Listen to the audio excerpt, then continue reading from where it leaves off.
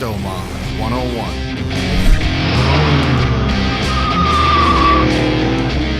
Hey, welcome back to Presto Mod 101. I'm here with Bob of Bob's F100. We're back because he knows what he's doing. And today we're working with wiper motors. So, Bob, what's the game plan? What do we got here?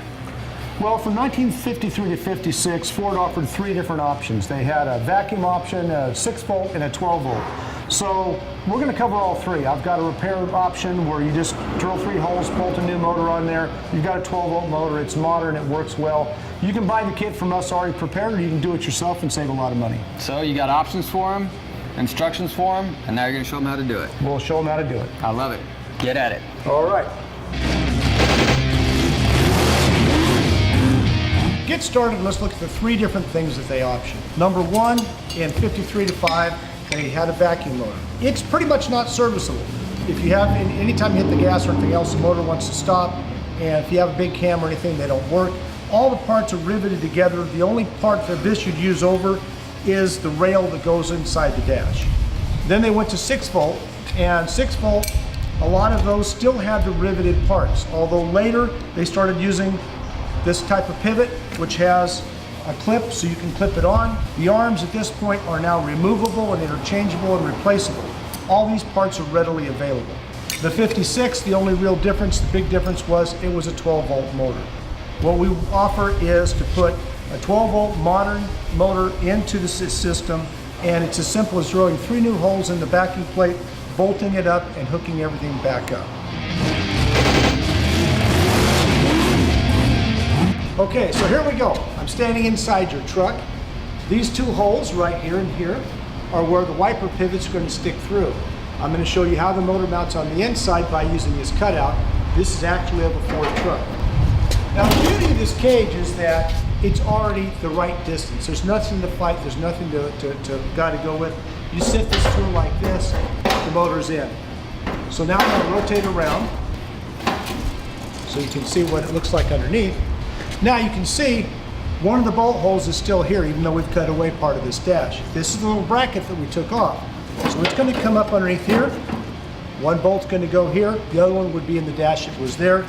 There's one more bolt that goes here where your cowl vent is located. From here, these are already pushed up nice and tight. This holds it in place. We'll come back later and we'll put the nuts and washers on the other side with the gasket first to make sure it doesn't leak. Here we have a 1956 dash and firewall. The 1956 actually is very similar. There's very small differences, and they're actually pretty nice. On the 1956 truck, the motor and bracket come in from the front side of the firewall. They're just above your engine. So it sits kind of above your motor inside the engine compartment and reaches through. At that point, you have linkages that go from where the motor is. The motor will be right here at this hole, up to the hole where the wiper is. Now 56 through 60 all have the same pivots, they have the same linkage, everything's available new, and they were all clip-on. None of them were riveted and permanent where you couldn't work on them like some of the 53 to 5s are. So actually the 56 is easier to work on, and all the parts are readily available, and they're all interchangeable parts. It's a lot nicer system, it's a lot easier to work on, and it was originally 12 volt, so you're not dealing with that 612 change. It's already 12 volt. We have already unhooked the battery. Anytime you do anything electrical, always unhook the battery first. So now all we need to do is trace these wires over to the switch and unhook the wires to the switch. That'll free up the motor. We'll be able to set the motor up like we did the others and put it back in. I filled my eyes full of crap.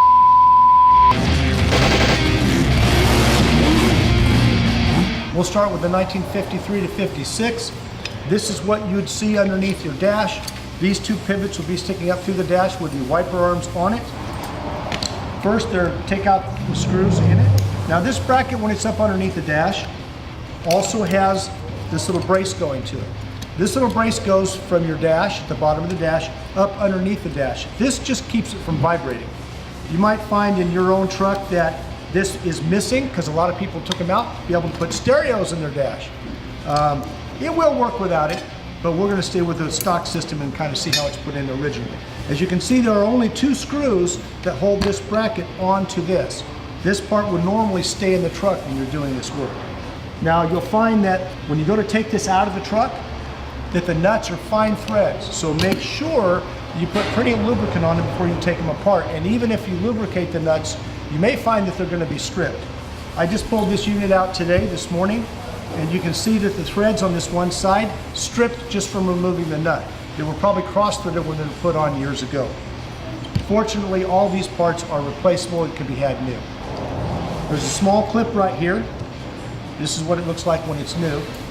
It just pops off with a screwdriver. Now at this point, we slid the two arms off that go to the wipers and make them go back and forth.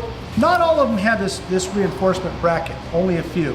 Now the two ways you can do this, you can leave it in the truck and just take the motor off. If all your linkage is good, if the pivots coming through the window are good and through the body are good, and you don't want to take this cage out, you don't have to. Typically here, I remove the entire system because wipers are important. They're a safety item. I want to make sure everything's in good condition when I put it back together. So I pull it out complete as a complete unit. So this is the motor. This is what we're going to replace. We'll be putting this motor onto this bracket. The holes are different, so we have to drill a few holes. We'll remove this arm, which will go back on later, to hook back up to all the linkage and make it work. 7/16 nut on there. This arm, when it was on the original motor, had a flat side on one side of the bracket. I'll show it to you here in a second. Now, if you notice this bracket, one side of the hole is flat. What we're going to need to do before we put it back on is take a drill bit and make that hole round. Because the new motor we're going to put on has a spline shaft on it. See how it's a tapered spline shaft? So we can use the old arm on the new motor. All we have to do is drill that out slightly so it goes on there, and at that point it can be clocked 360 degrees. So once this motor is installed, we can get it to park exactly where we want to, and the wiper blades come down and stop where we need them to stop, and not have to turn the switch off and on and off and on trying to get it to park. Now these three screws right now go through an insulator that's to insulate the motor and keep you from having fine vibration. The newer motors are not as clunky as the old ones. The new motor will bolt directly to the plate. When we're through drilling the holes in it, it's actually going to look like this. This is a plate with the holes re-drilled. You can tell we've taken the rubber grommets out. We've rounded the hole for the new arm, and it's set to go on there at 360 degrees. So we're going to take the original bracket and we're going to grind through these little brass rivets that are holding these rubber grommets on. And that'll get them out of our way. We don't really need them with a new motor. The new motors are smooth, they work really well, and we don't pick up vibration like we did off the old motors from them.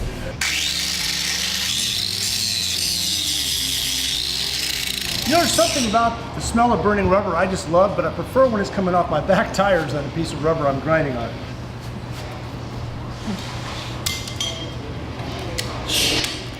Push the little brass pieces through. As you can see, they come right out. We'll remove the rubber.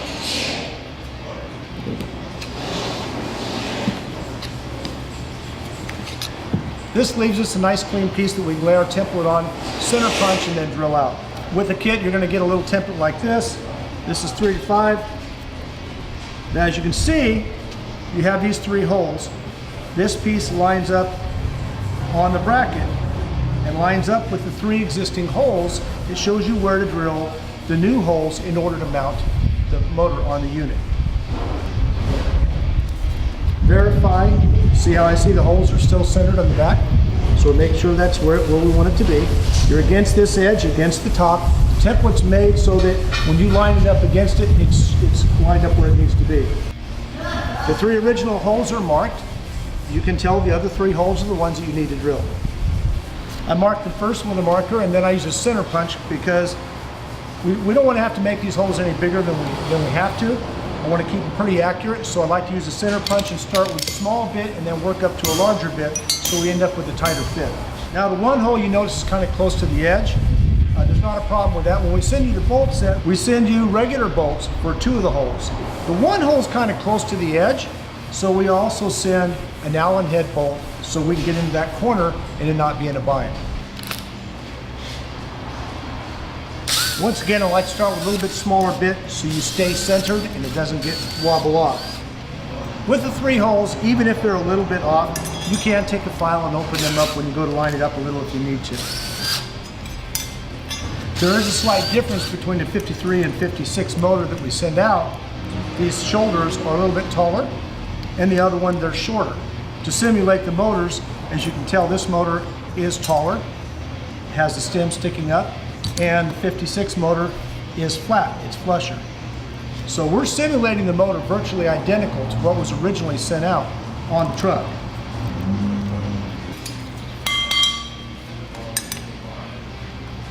Okay, so as you can see, we're matched up with our 3 holes. Now we can set it up and bolt it down.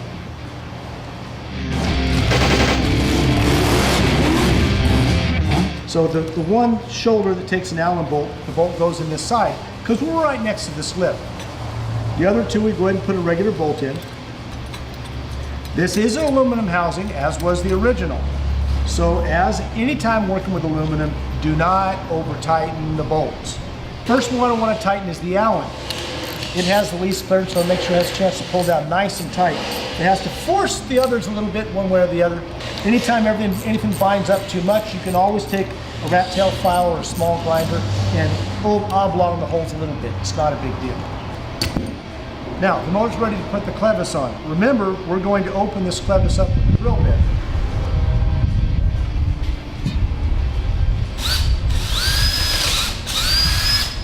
Bingo. That's all it takes. Now this will fit onto the motor. It can fit in any position once again because it's going on to the spline shaft that's on the motor.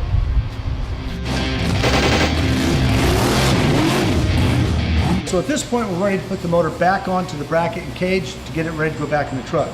First we'll lubricate the shaft with a little grease. It's best to use grease, not just a light oil, because you're probably not going to service this for another 50 years like this one hasn't been. Once you get the 2 arms on, this little clip goes on to hold it in place. Amazingly enough, these little 10 clips work really, really well. This has probably not been out of this truck since 1953, and I would imagine it will be another 40 or 50 years before it comes out again. All we have to do now is put the bolts back in to hold the motor into place. The screws that hold this together have a star washer on them. We're putting it back just the way it was assembled from the factory originally.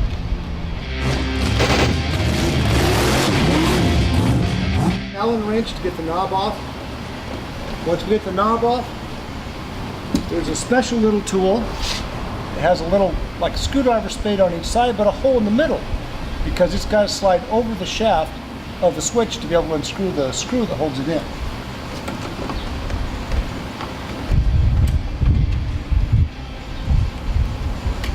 At this point, the switch comes down.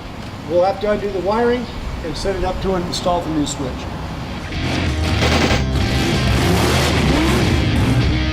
Okay, on the 1953 to 55, you're going to have a switch that looks like this. It has a breaker switch, because there were no fuses back then, built in, and then the plug-ins for it.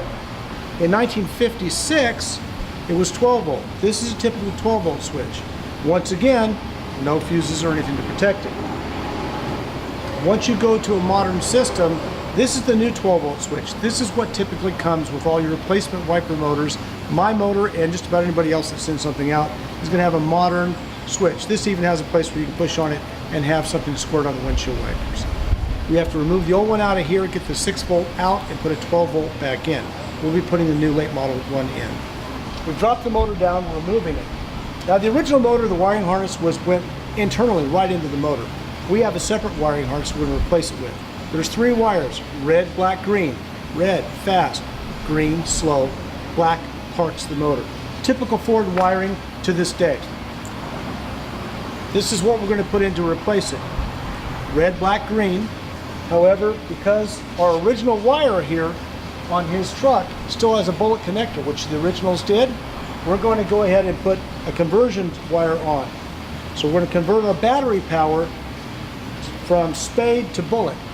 That way we can leave that wiring in place, hook up to the bullet, which was always the accessory piece anyway.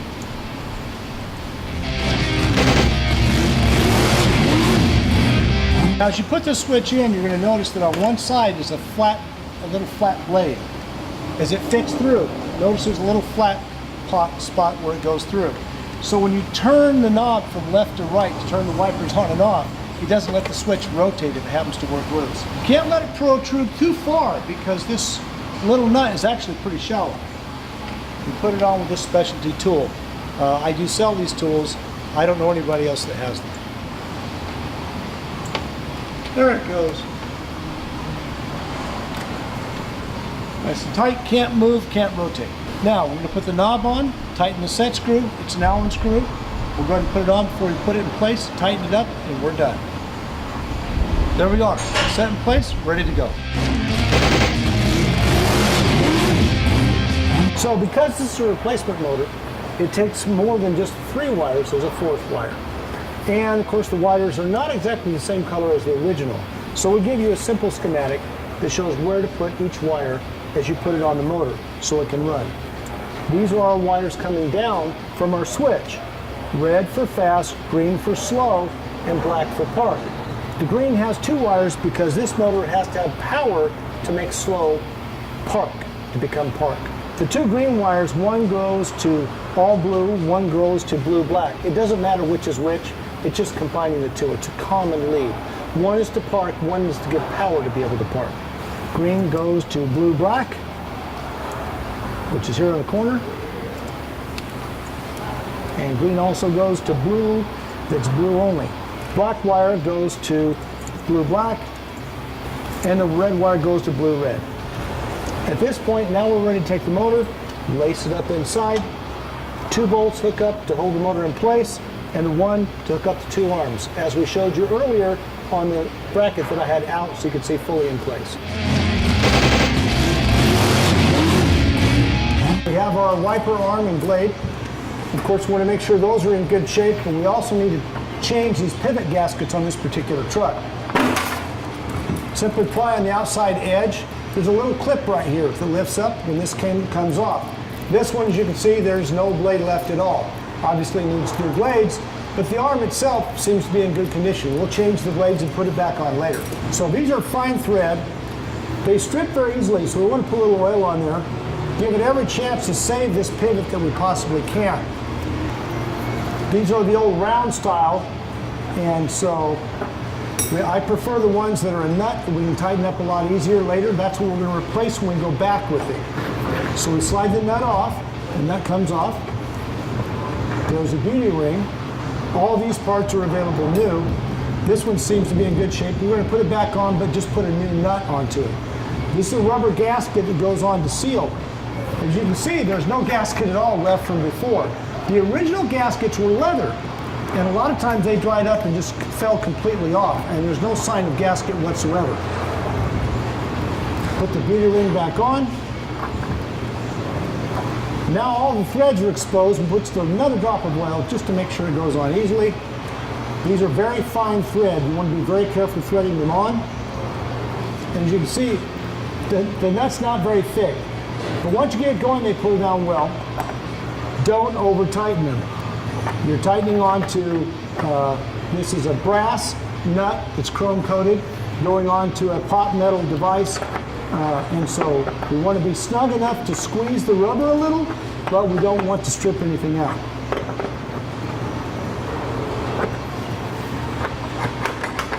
That works good. Now we'll do the other side.